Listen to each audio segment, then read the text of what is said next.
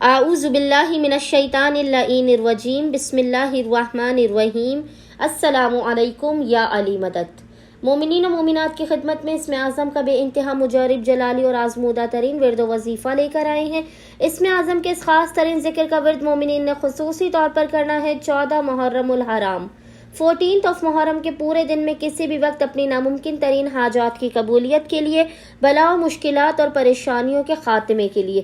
مومنین نے کرنا یہ ہے کہ اول و آخر 5 مرتبہ 5 ٹائمز درود کے درمیان میں مومنین نے 100 مرتبہ 100 ٹائمز اس ذکر کی تلاوت کرنی ہے۔ بے انتہا آسان ترین ذکر ہے اور وہ ذکر ہے یا علیم و یا کلیم، یا علیم و یا کلیم۔